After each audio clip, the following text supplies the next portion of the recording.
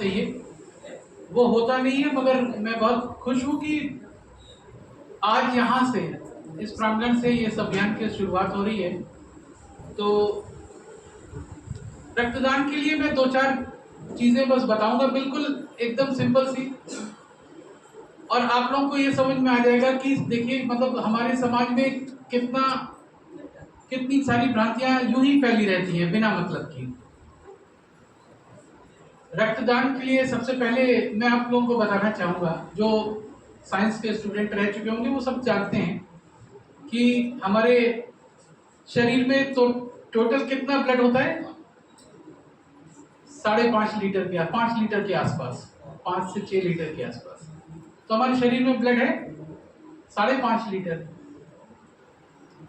हमारे दो चीजें होती है ना हर चीज में, कि हमें हमारे पास कितना है और हमें कितनी जरूरत है। मिनिमम जरूरत होती है, हम मैक्सिमम अपने पास रखना चाहते हैं, और यही सारे कष्टों की जड़ है। हमें कितनी जरूरत है हमारे शरीर को जिंदा रहने के लिए, और बिल्कुल सुचारू रूप से जो हम चल फिर रहे हैं, दौड़ रहे हैं, यहाँ पर इतना जागृत स्थान पर आए हैं, इसके लिए हमें कितने ब्लड की जरूरत है? 3.5 लीटर है हमारे पास। कितना? 5 लीटर से 5.5-6 लीटर के आसपास। हमारा जो 1.5 लीटर के आसपास ब्लड है, 1.5 से 2 लीटर, वो क्या है? वो रेसिडुअल वॉल्यूम है। रेसिडुअल वॉल्यूम मतलब जैसे अपन बैंक में रखते हैं ना खूब सारा पैसा, खाते कितने हैं? 2 रोटी सुबह, 2 रोटी शाम को, और सुबह थोड़ा बहुत नाश्ता। कितने में आ जाता है वो? बहुत अच्छा कोई खाना चाहेगा तो वो मान लीजिए कि 1000 रुपए पर डे, बहुत ज्यादा अगर अच्छा खाना चाहेगा। वैसे तो 200-300 में काम चल जाता है। बैंक में कितने रहते हैं हमारे पास? बैंक में बहुत सारे रहते हैं। वैसे ही आपका शरीर है, शरीर ये सोचता है कि ठीक है हमें जरूरत है 3.5 लीटर की, हम कुछ बना के रखते हैं कि कभी अगर जरूरत पड़ेगी तो हमें, मतलब किसी के पास कुछ नहीं करने की जरूरत है, हमें बस अपने रेजिडुअल वॉल्यूम से मिल जाएगा। तो 1.5 से 2 लीटर आपके पास ऐसा ब्लड है जिसकी आपको भी जरूरत है।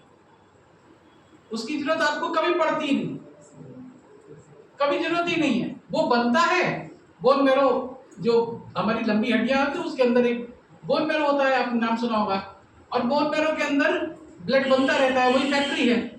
हमारे शरीर भी फैक्ट्री है, हर चीज बिल्कुल वही सिद्धांत लागू होते हैं। रॉ मटेरियल आता है, प्रोसेसिंग होती है और बाहर निकाला जाता है। तो बोन मैरो जो है बनाता रहता है ब्लड।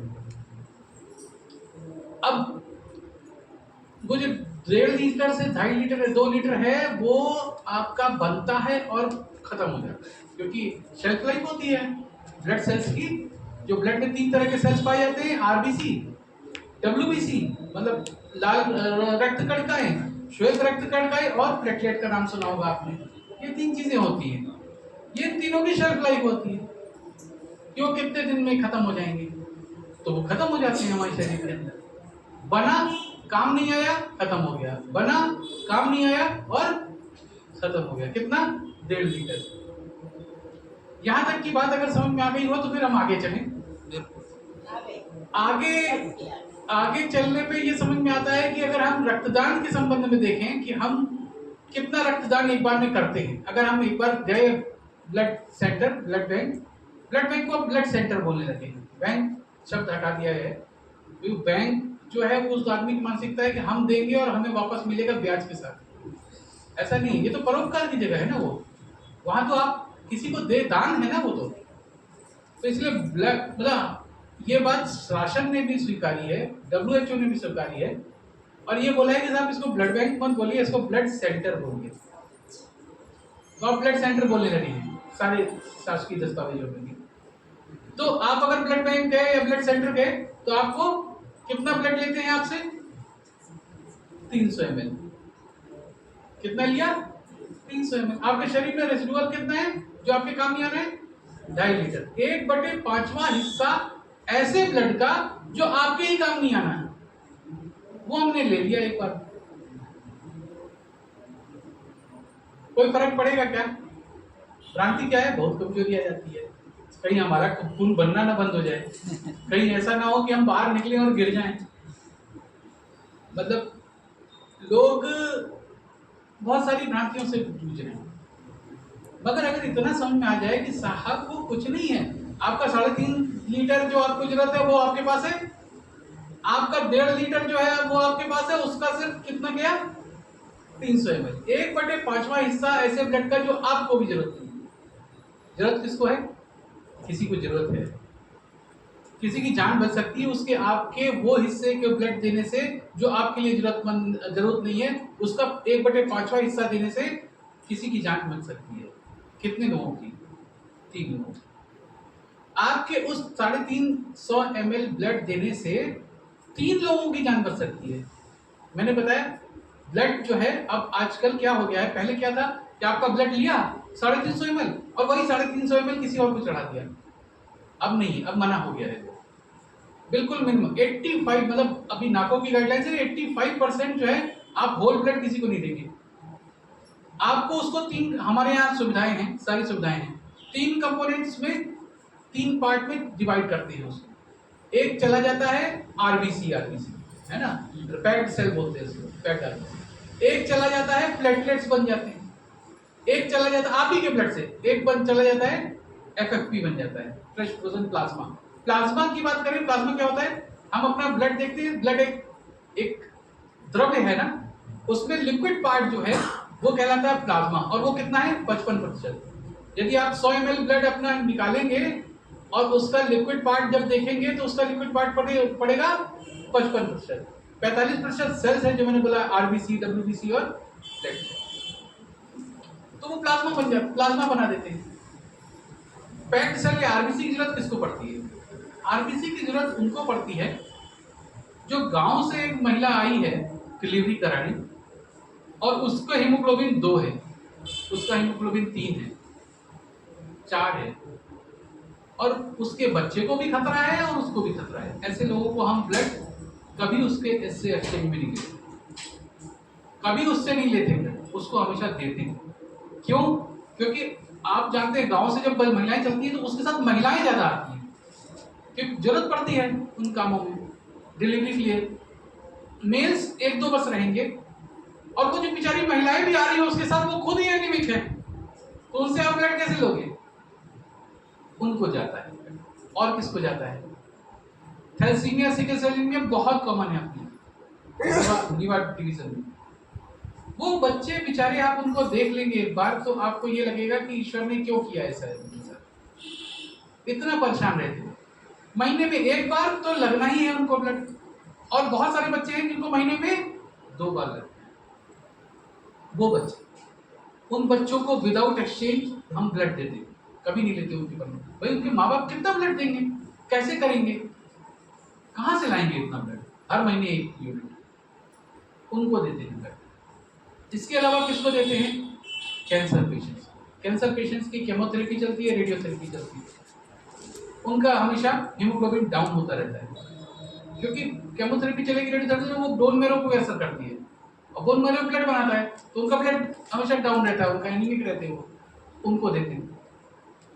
ऐसे पेशेंट्स, क्या इन लोगों की जान बचाने की है? इनकी जान बचनी है। इसके अलावा प्लेटलेट किसको देते हैं? आप जानते हैं कि वायरल डिजीज में हमेशा प्लेटलेट कम हो जाता है, डेंगू हो गया, मलेरिया हो गया, इवन कभी कभी प्रेगनेंसी में भी प्लेटलेट कम हो जाता है। ऐसे लोगों की जान बचाते हैं, नहीं तो वो ब्लीडिंग होने लगे उनको। एफएफपी किसको देते हैं? Fresh frozen plasma. हीमोफीलिया के पेशेंट्स को, उनमें क्लॉटिंग फैक्टर्स का नाम सुना होगा, जो ब्लड का थक्का जमाते हैं, तो वो क्लॉटिंग फैक्टर्स होते हैं। एक्सीडेंट हो गया, खूब सारा ब्लड निकल गया, 4-5 यूनिट उसका ब्लड निकल गया, अब तुरंत इतना ब्लड तो नहीं ला सकते, तो हम वॉल्यूम को मेंटेन करने के लिए एफएफपी देते हैं। उसको 6-6, 7-7, एक आदमी को 7-7 यूनिट एफएफपी चलता है। जान बचा लिया आपने। कितने लोगों की? अपना 300 ml देके और 3 लोगों की जान बचा ली। यह फायदे का सौदा कि घाटे का सौदा? फायदे का है, फायदा। मैंने बोला प्लाज्मा ब्लड 100 ml, अगर 300 ml दे रहे हैं तो उसका 55% पार्ट क्या है? प्लाज्मा। तो ये प्रश्न उठता है कि आज हमने अगर 300 ml दे दिया तो वापस कब बनेगा हमारा इतना। तो वो जो 55% प्लाज्मा है, आपको सुनकर आश्चर्य होगा कि हमारी बॉडी अगले ही दिन वो वापस कर देगी।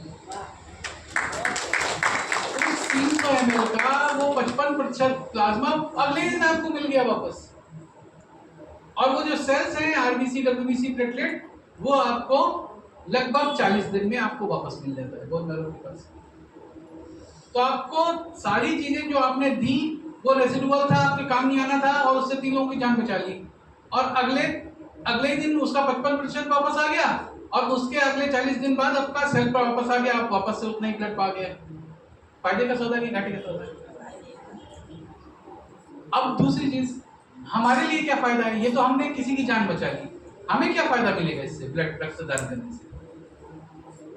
जो बोन मैरो है वो भी एक आपका शरीर का ही अंग है ना। जैसे हमारे हाथ हैं, हमारे पैर हैं, हमारा दिमाग है, हमारा आंखें हैं, तो ये शरीर का ही अंग है, कहीं और बाहर का तो है नहीं। तो भगवान ने हमें ऐसा बनाया है कि हम जितना अपने शरीर का किसी अंग का उपयोग करेंगे उतना ही वो मजबूत होता जाएगा। आप एक्सरसाइज करने जाते हैं जिम में, एक हाथ से डंबल उठाइए, दूसरे हाथ से मत उठाइए, कौन सा हाथ मजबूत होगा? जिससे डंबल उठा रहे रेगुलर। क्यों? क्योंकि आपने उस मसल को चैलेंज किया कि चलो ये उठा के दिखाओ, चलो ये उठा के दिखाओ, तो वो मजबूत होती गई। ऐसे ही बोन मैरो, हर बार जब आप ब्लड डोनेट करते हैं तो बोन मैरो को एक चैलेंज जाता है कि देखो 300 ml निकल गया था तुम्हारा, फर्क कोई नहीं पड़ रहा है, लेकिन जल्दी से बनाओ इसको। तो फिर उन्होंने काम में जुड़ जाता है। पहले जो सुस्ती से काम करता था, अब वो एक्टिव होकर काम करने लगेगा। तो धीरे धीरे धीरे धीरे आपका बोन मैरो मजबूत होता जाता है। और उसका फायदा ये होता है कि मैंने आज तक कभी किसी रेगुलर डोनर को जो बार बार रक्तदान करता हो एनीमिक तो नहीं देखा। उसका हीमोग्लोबिन 14 से ऊपर ही रहता है हमेशा। कभी आज तक वो अपने लिए ब्लड लेकर नहीं आया, मतलब ये रिकॉर्ड है। दूसरी चीज, वो कभी मेरे को, आप जब भी देखेंगे अपने आसपास जो भी रेगुलर ब्लड देते होंगे, आप उनको देखेंगे वो हमेशा यंग दिखते हैं, हमेशा यंग दिखेंगे। वो ऐसा लगेगा उम्र उनके ऊपर हावी नहीं हो रही। ऐसा क्यों होता है? मैं देखिए साइंस का स्टूडेंट हूँ मैं। जी जी जी, हाँ वो बिल्कुल मैं बता ही रहा हूँ, मैं साइंस का स्टूडेंट हूँ। मैं हमेशा तथ्यात्मक बात करूंगा, मैं फालतू की बातें नहीं करता कभी। स्टडीज हुई है ये ना, रिसर्चेस हुई है कि एक बार आप ब्लड जब भी देते हैं तो आपके शरीर, आपके बोन मैरो में, वही बोन मैरो स्टेम सेल्स भी बनाता है। स्टेम सेल्स का नाम सुना होगा आप लोगों ने। स्टेम सेल्स का काम क्या है कि जहां कहीं भी आपके शरीर में तोड़फोड़ हो उसको जाके ठीक कर देता है। लीवर में गड़बड़ है तो वो गया वहां पे, लीवर के सेल बन गया तो उसकी तोड़फोड़ ठीक हो गई। कहीं किडनी में जरूरत है, वो गया किडनी की तरफ, वो किडनी के सेल बन गया, किडनी की तोड़फोड़ ठीक कर दिया। तो हर बार स्टेम सेल से रिलीज होते हैं बोन मैरो से, और वो जाकर अपने शरीर में सारे तोड़फोड़ ठीक करते हैं। तो एज के साथ हमारा लीवर फंक्शन कम गड़बड़ होता है भाई। क्या बचपन में जितना हम 4 समोसे निपटा देते थे दिन भर में, अभी खा लीजिए 4 समोसे 60-70 साल की उम्र में, फिर 2 दिन तक खाना नहीं खाएंगे। क्यों होता है ऐसा? ऐसा सोचा है कभी क्यों होता है? ऐसा क्यों हो गया भाई? बचपन में तो हम सब खा लेते थे, जलेबी भी खाते थे, साथ में समोसे भी खा लेते थे, पोहा दे दिया पोहा भी खा लिया, वो भी खा लिया, और 12 ही बजे मम्मी के पास जाके बोलते भूख लग रही है। अभी क्यों नहीं होता ऐसा? इसलिए कि हमारा लीवर धीरे धीरे, उस पर भी एज का असर हमारी स्किन पे दिखता है मगर अंदर दिखता नहीं है। अंदर ऐसे ही चीजें आती है, इसी से महसूस करना पड़ता है कि अब ये हमारी लीवर, हमारे ऑर्गन्स जो है वो थोड़े थोड़े, ये इनको भी बुढ़ापा आ रहा है। तो ये जो रेगुलर बोन मैरो वो देते हैं, ब्लड देते हैं, उनके वो जो लीवर है वो हमेशा मजबूत रहता है। क्या बात है? उनका किडनी हमेशा मजबूत रहती है। और ये स्टडी गई है, मैं बिल्कुल भी अपने मन से या ऐसी बातें नहीं कर रहा हूँ। उनको हार्ट अटैक कम होता है, उनको ब्लड प्रेशर कम होता है। हर बार 300 ml तो निकल रहा है ना, ब्लड प्रेशर क्यों बढ़ेगा ज्यादा? 100% राइट कह रहे हैं, ये अनुभव का विषय है। बिल्कुल, वो उनको ब्लड प्रेशर नहीं होता।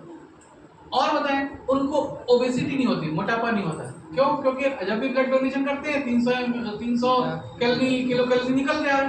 रजिस्टर में नाम लिखो सबके जन। तो जी पतला हो जाए तो पतला देखिए, मैं बताऊं आपको, दिक्कत होगी। मैं एक चीज और बता दूं कि हमने अभी यही चीज हम शुरू में कहे कि आपको कितने ब्लड की जरूरत है? 350 ml, तो 3500 ml मतलब 3.5 लीटर। और आप में रेजिडुअल कितना है? 5.5। 5.5। रेजिडुअल मतलब 1.5 से 2 लीटर आपकी जरूरत ही नहीं, उसका कितना ले रहे हैं? अब आप कंसंट्रेशन बता दीजिए कैसे पतला हो रहा है। और आप कोई सिर्फ लिक्विड तो निकाल नहीं रहे, आप सेल भी निकाल रहे हैं साथ में। तो वो अगर हम साइंस के पे पढ़े हो और केमिस्ट्री में देखते हो कि किसी भी उससे मतलब एक बाल्टी आप दूध और पानी का मिश्रण बना दीजिए और वो पूरा लोटे सहित निकाल लीजिए, तो क्या उसका कंसंट्रेशन कम होगा?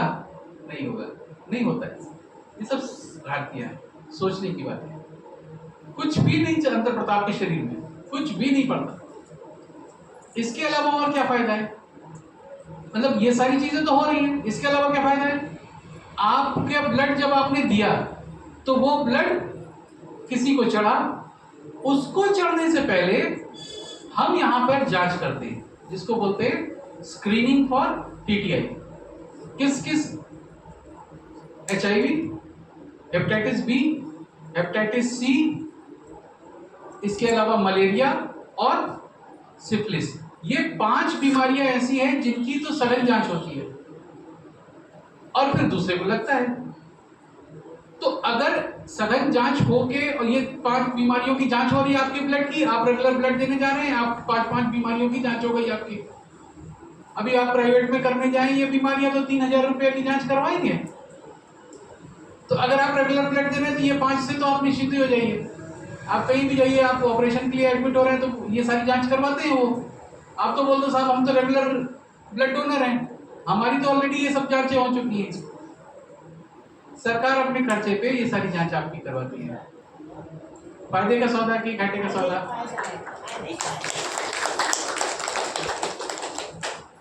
तो ये सारी चीजें, ये भ्रांतियां, और इसके अलावा कहते हैं कि नहीं कमजोरी आ जाती है। अरे कैसे कमजोरी आ गई भाई? तुम्हारा 5.5 लीटर ब्लड, उसमें से 300 ml निकल गया, कौन सी कमजोरी आ रही है? कैसे कमजोरी आ रही है? अच्छा, आप पूछेंगे कि तो फिर आप लोग वो लिक्विड वाला वो फ्लूइड क्यों देते हैं बाद में पीने के लिए? वो इसलिए देते हैं कि भ्रांतियां, वो कुछ नहीं है, मन को संतुष्टि, वो कुछ नहीं है, वो कोई मतलब नहीं होता उसका। आप नहीं पियोगे तो भी वैसे ही रहोगे, पियोगे तो भी वैसे रहोगे, लेकिन मन की संतुष्टि के लिए भाई ये लो, ये पी लेना, कुछ भी नहीं है। तो सबसे पहली चीज ये है कि आप ये जानते रहिए कि इससे नुकसान तो कुछ नहीं हो रहा और फायदे इतने सारे हो रहे हैं।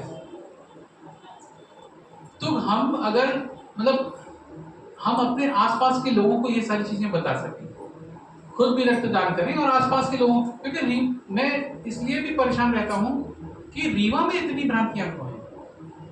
आप इंदौर साइड चले जाइए, वहां पे डेली 200-300 यूनिट ब्लड डोनेट हो रहे हैं। शिक्षा की कमी है। तो क्या वहां के लोग कमजोर हैं? तो क्या वहां के लोगों का ब्लड पतला हो गया? तो क्या वहां के लोगों में बौद्धिक क्षमता कम हो गई? क्या वहां पे बीमार हो गए सब लोग? पिछले कितने सालों से स्वच्छता वाला इनको अवार्ड मिल रहा है? 8 साल। सही बात। कहीं ना कहीं वो लोग हमसे जागृत इस विषय में बौद्धिक जागृत, बौद्धिकता उनकी इंटैक्ट है। क्यों है?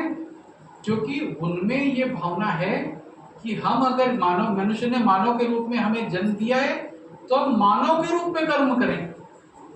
क्या एक पशु किसी दूसरे पशु को ब्लड दे सकता है? संवेदनाएं भी नहीं महसूस कर सकता।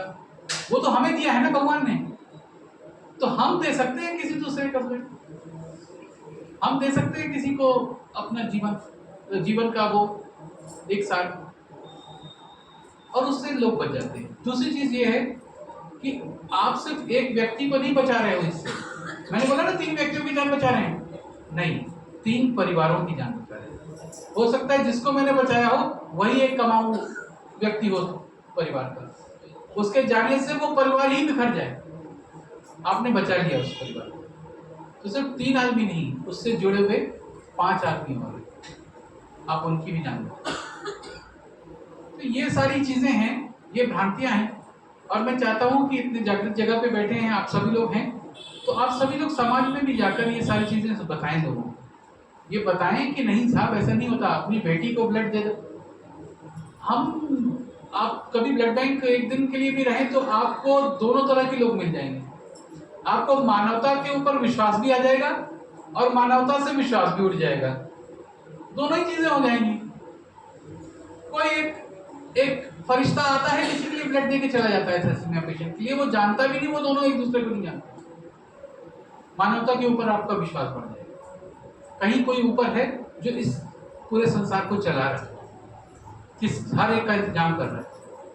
और वहीं 1-2 लोग ऐसे भी आपको मिल जाएंगे जो अपनी बेटी को के लिए ब्लड नहीं देना चाहते, अपने पिताजी के लिए, माताजी के लिए नहीं ब्लड देना चाहते, वो चाहेंगे, वो बोलते हैं साहब पैसे से मिल जाएगा क्या।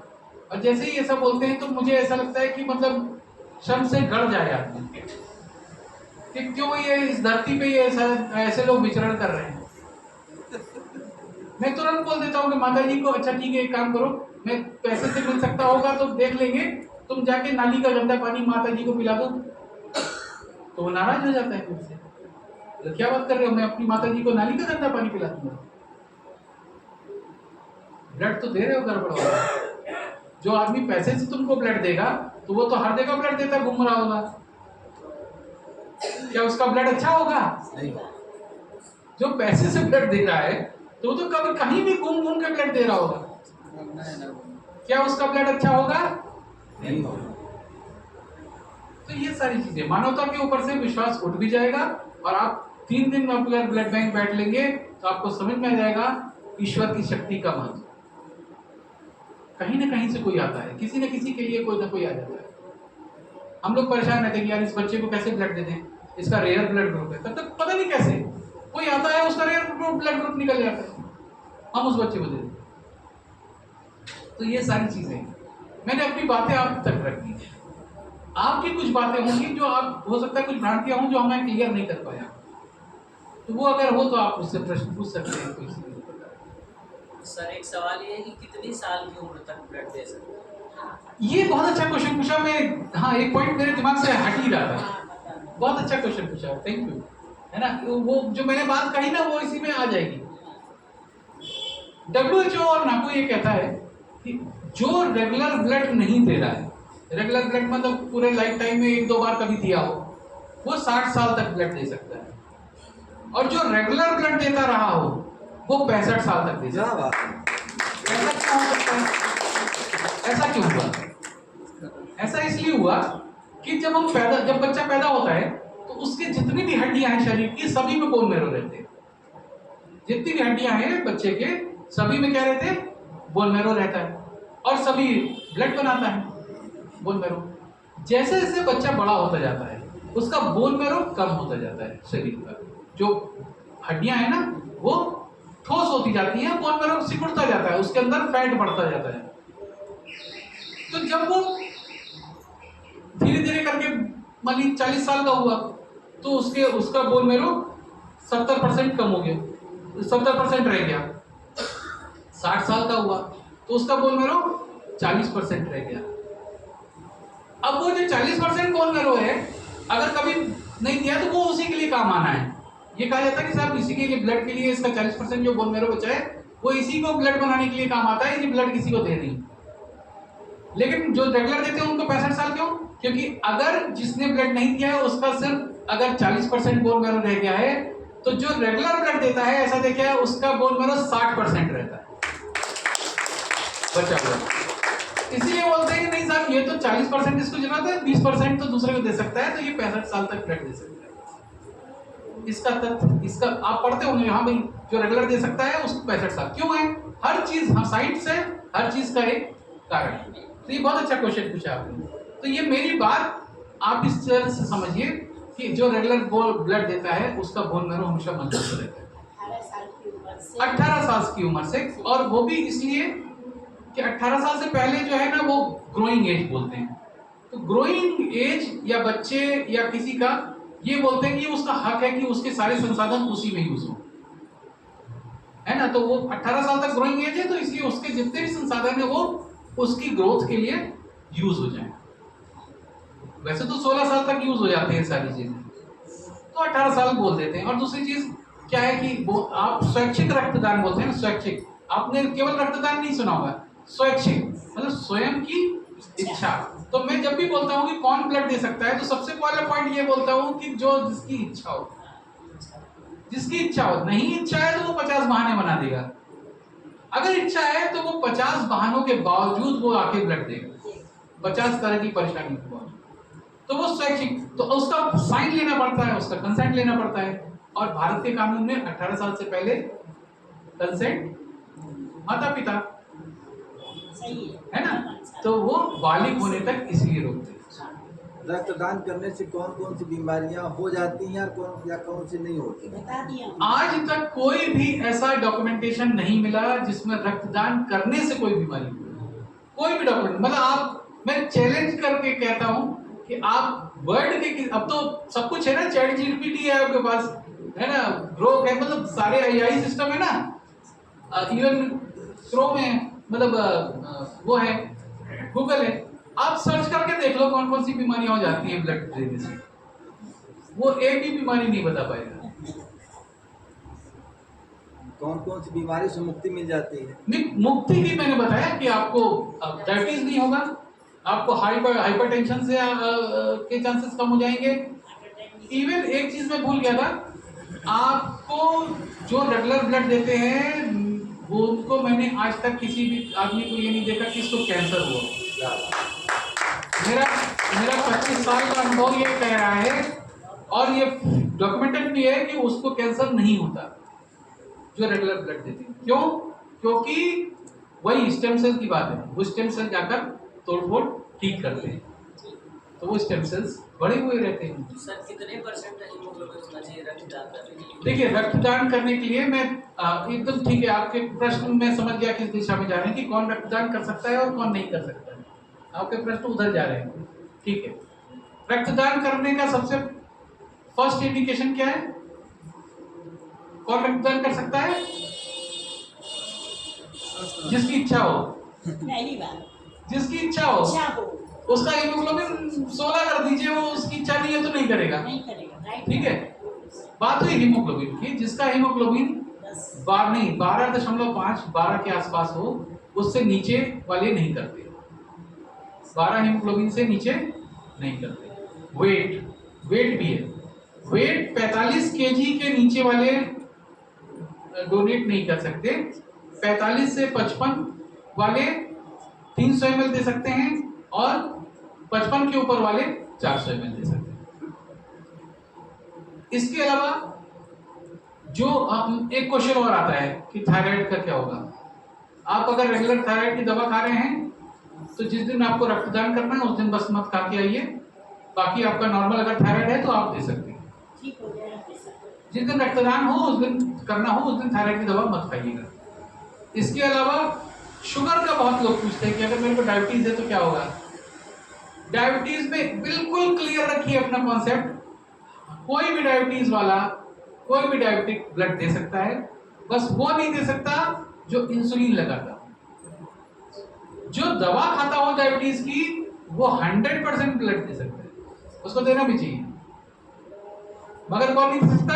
जो जिसको इंसुलिन चलती हो, जो इंसुलिन के इंजेक्शन लगाता हो उसका ब्लड नहीं देते। और कोई question? Hypertension, controlled hypertension sir, control 140 से नीचे ऊपर वाला अगर हो और नीचे वाला 90 से नीचे हो तो फिर ले सकते हैं। आप दवा खाते रहिए, कोई प्रॉब्लम नहीं है। जिस दिन रक्तदान हो उस दिन भी दवा खा के आइए, उस दिन भी बिल्कुल दवा बिल्कुल। हाइपरटेंशन से रिलेटेड मैं दूसरी चीज बता रहा हूँ, हाइपरटेंशन से रिलेटेड मैं ये इतना ही बताना चाहता हूँ कि चाहे कोई भी परिस्थिति हो आप दवा मत छोड़िएगा। भाई साहब, जो रक्तदान करते हैं क्या उनकी मृत्यु रक्त के अभाव में कभी हुई, ऐसा कोई प्रमाण है क्या? क्या? जो लोग रक्तदान करते हैं क्या उनकी मृत्यु कभी रक्त के अभाव में हुई, ऐसा कोई प्रमाण है क्या? मैंने बताया ना कि जो रेगुलर रक्तदान करते हैं कभी आज तक वो एनीमिक ही नहीं हुए, तो रक्त के अभाव में कभी हो ही नहीं सकता कि कभी हो। और जो रेगुलर रक्तदान करते हैं ना, उनके उनके बहुत सारे लोग बन जाते हैं, उनसे बहुत सारे लोग जुड़ जाते हैं। क्या बात है। इतने लोग जुड़ जाते हैं कि आपका परिवार ही इतना बड़ा हो जाएगा कि आपको अगर एक बार बोलेंगे तो वो 10 लोग आपके सामने इकट्ठा हो जाएंगे। और कोई क्वेश्चन? अच्छे क्वेश्चन है, आप लोग बहुत अच्छे क्वेश्चन पूछ रहे हैं। कोई और क्वेश्चन? सब चाहते हैं ना देना इसको। दीदियाँ बोलो, दीदियाँ। कोई भी शंका हो, ऐसा हो गया वैसा हो गया। जी जी कौन बोला? बोले ना। हाँ? आयरन इशू हो। आयरन इशू आयरन ले रहे हो ऐसा? कमी हो रही है। तो अगर कमी है तो एनीमिक है ना, हीमोग्लोबिन कम हो गया ना आपका। फिर 12 से नीचे अगर है तो वो तो नहीं, जांच करेंगे ना, हीमोग्लोबिन हो तभी लेंगे, वैसे तभी नहीं लेंगे। आयरन कम हो गया तो मतलब हीमोग्लोबिन कम है तो कोई, उसकी शर्त ही ये है ना कि हीमोग्लोबिन ज्यादा होना चाहिए। अब अपना अपना नाम लिखा दो जल्दी जल्दी, जिससे कि रजिस्ट्रेशन हो जाए, फिर रजिस्ट्रेशन थैंक यू। में आपका मत बन जाए। बोले पीछे वाले बोलो, है किसी क्वेश्चन? बीच वाले, आगे वाले कोई क्वेश्चन है? दादाजी लोग इधर, बच्चे ही नहीं है। कोई क्वेश्चन? अमर भाई कोई क्वेश्चन? जो मन में पूछ लेना चाहिए अभी, जो जिसके मन में पूछ लेना तो चाहिए। हम माना कहें तो हम कह सकते हैं कि हम देना चाहते हैं, लेकिन लेंगे कि नहीं हमारे। हमारी बातेश्वरी जो है, जिस दिन से अनाउंसमेंट हुआ है 1 महीना पहले, तब से कह दें कि हमारा ब्लड लग जाए, हमारा ब्लड लग अरे जाए। हम सुना देते हैं, अपना हम लोग सुना देते हैं। तो आप जो है आज सभी लोग अपना अपना नाम फिर से लिखा दीजिए, क्योंकि सबका रजिस्ट्रेशन होना शुरू हो गया है। तो वो प्रसाद देने के बाद सभी लोग रुक जाइएगा, प्रसाद दे करके सब लोग नाम लिखा दी। दूसरा, हाँ दूसरा क्या है इसमें, आपको ये भी दिखाना है कि हम अपने, हमारे 2 लोगों ने ऐसा लिखा है कि माता जी अपने नाती का लिखाएंगे, नाती का। तो अपने भाई का, भतीजे का, रिश्तेदार का, पड़ोसी का, जितना पुण्य का कार्य अभी आप करना हो कर लीजिए। क्योंकि पहली बात देखो, ईश्वरी विश्वविद्यालय की तरफ से मैं समझता हूँ दादी जी हमारी अभी 18 साल की हो गई हैं, तो अपने भाई बहनों को बचाने के लिए, क्योंकि इससे हार्ट अटैक का बहुत खतरा टल जाता है, और इस समय पूरे भारत में क्या सबसे ज़्यादा इसी का चल रहा कारोबार। तो बाबा और दादी हम सबको एक सुरक्षा करने के लिए सुरक्षा कवच पहना रहे हैं, तो निश्चित तौर से इसमें अधिक से अधिक सहभागिता करने के लिए अपना नाम लिखा दीजिए। जैसे हमारी एक बहन ने लिखाया, उसका भाई अमरपाटन में रहता, तो उसने कहा नहीं, उसका लिखिए, उसके भाई का लिखिए, उसका भाई का लिखिए। राम नाम की लूट है, लूट सके तो तभी पहले सब लोग नाम लिखा दीजिए, उसके बाद प्रसाद ग्रहण करेंगे।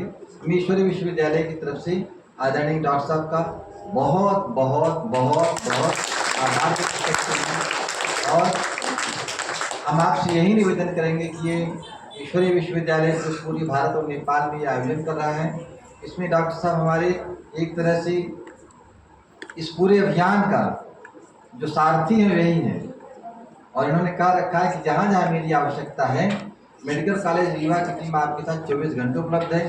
कहीं आप कॉलेज में जाते हैं, किसी संस्था में जाते हैं, तो आपको डॉक्टर की कमी नहीं रहेगी, हम आपके साथ रहेंगे, हमारी टीम आपके साथ रहेगी। पूरा मैनेजमेंट, पूरा सब कुछ आदरणीय डॉक्टर साहब ने हम लोगों के लिए उपलब्ध कराया हुआ है।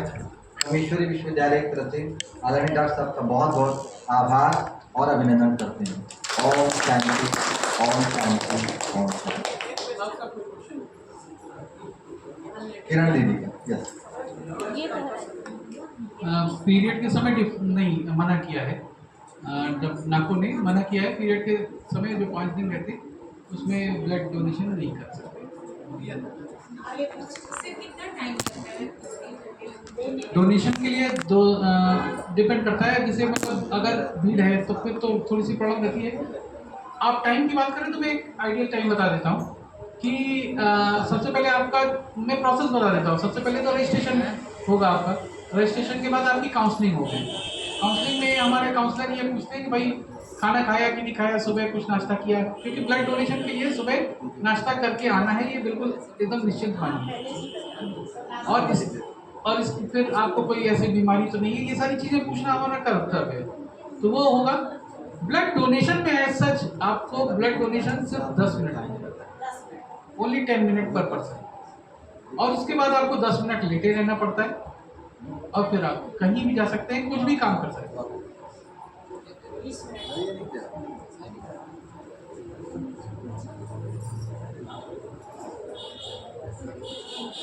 ठीक है, लिखो, पहले नाम लिखो, सबको सुबह जल्दी आए, जल्दी रहती जाए। ओम शांति। एक बार फिर से सभी के नाम करके और इलेक्ट्रॉनिक उससे मेल के माध्यम से सबके नाम जाएंगे कि इतने लोगों ने भारतवर्ष में अपना रजिस्ट्रेशन करा दिया है कि हम ब्लड डोनेशन करेंगे। एक बार फिर से नाम लिखा देंगे। सुशील भाई सबका नाम लिखो अपना।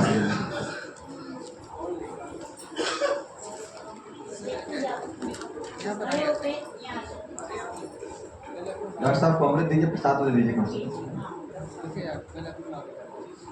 सबसे पहले अपना हमारा नाम लिखो, अपना नाम लिखो फटाफट। मेरा भी नाम लिख लो। सुभाष भाई का, हाँ बैनर साइड आ लिखो। अमर भाई,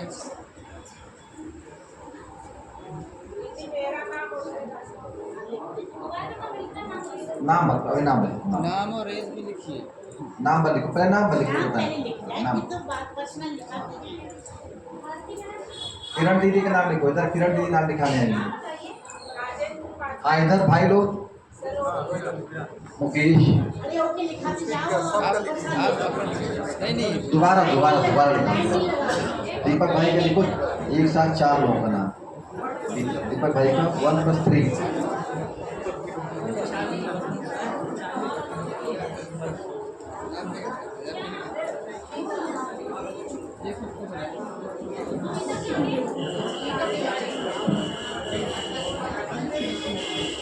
क्या कहते हैं? रोहित का नाम लिखो।